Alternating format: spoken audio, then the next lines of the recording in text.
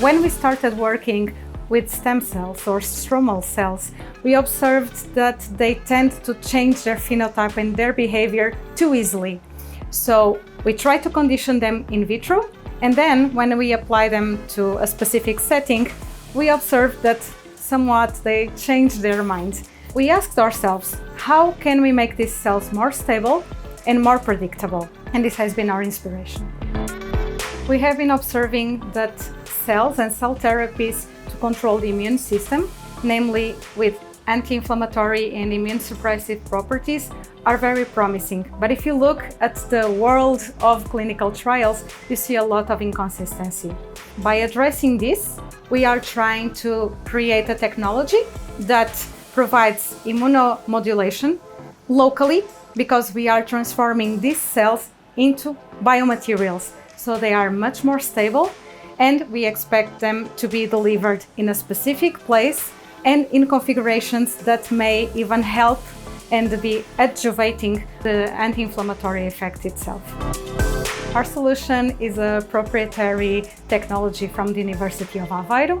We have filed this patent about a method and the respective product that provides stability and predictability and also off-the-shelf properties to these cells.